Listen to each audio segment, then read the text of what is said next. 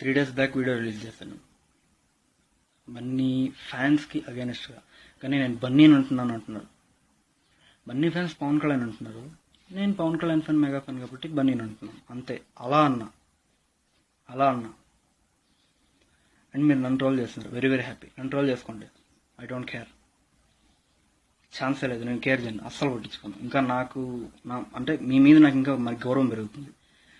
I hate mega comedians అయ్యొచ్చు, ఇంకోళ్ళు అయ్యొచ్చు. మీ మీద నాకు రెస్పెక్ట్ పెరుగుతుంది, బాగా రెస్పెక్ట్ వస్తుంది. ఇంకా చేయండి. నన్ను చేయకుండా పవన్ కళ్యాణ్ చేయకుండా నన్ను చేస్తున్నారంటే అంటే పవన్ కళ్యాణ్ సేఫే కదా, దానికి నేను చాలా హ్యాపీ. నన్ను చేస్తే మీకేమొస్తుందో నాకు తెలియదు, కానీ పవన్ కళ్యాణ్ చేస్తే చాలా మంది హ్యాపీగా ఉంటారు. అది చాలరా నాకు, నన్ను చేసుకోండి, హ్యాపీగా ట్రోల్ చేసుకోండి. అండ్ బన్నీ పీకేకి ఫ్యాన్స్ మ్యూచువల్ ఉన్నారు. చాలామంది వీడియో డిలీట్ చేసేయి, యాంటీస్ పెరుగుతారు, నీ నుంచి యాంటీస్ పెరుగుతారు, నీ వల్లే అవుతుంది అన్నారు. సారీ బ్రదర్, నేను యాంటీస్ పెంచాలన్నా ఇంకోటి కాదు. పవన్ కళ్యాణ్ జోలికి వస్తే రియాక్ట్ అవ్వాలి, ఇదే అనుకున్నా మైండ్లో.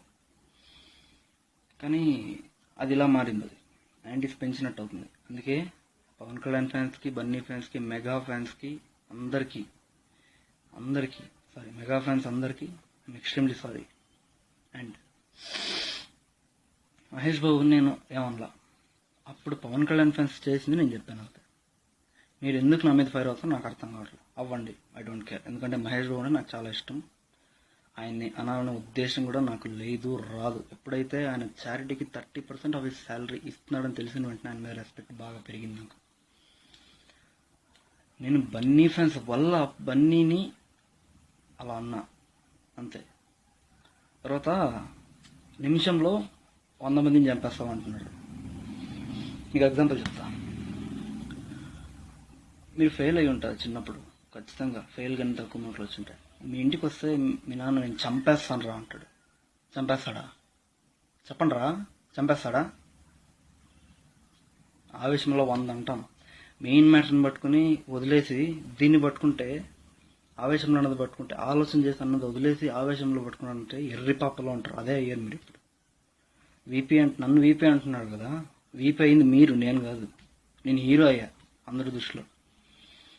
చూస్తున్నారు కదా, లైక్స్ వ్యూస్ చూస్తున్నారు కదా, నేను హీరో అవుతున్నా. మీరు చేశారు, నేను ఖచ్చితంగా నాకు అలాంటి ఉద్దేశాలు కూడా లేదు. మీరు చేశారు, నేను అవ్వాలని నాకు ఆలోచన కూడా లేదు. నా మనసులో ఉన్నది నేను చెప్పాను బయటికి.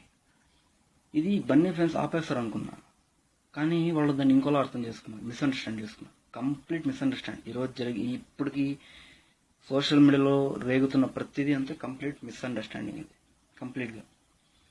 బన్నీ ఫ్యాన్స్ పవన్ కళ్యాణ్ ఫ్యాన్స్ తిట్టకూడదు. Of course Pawan Kalyan fans తిట్టకుండా చెయ్యాలి. అప్పుడు ఏం చేయాలి? వాళ్ళని ఆపాలి. అలా ఆపాలంటే ఏం చేయాలి? వాళ్ళు అడిగిన ప్రశ్నలకు సమాధానం ఇవ్వాలి.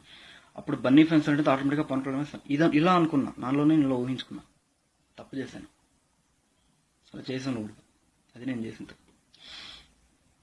సో నేను చెప్పేది ఏంటంటే, మహేష్ బాబు నేను అనలేదు, అక్కర్లేదు, అది అప్రస్తుతం. అది నేను అనలా మహేష్ బాబుని.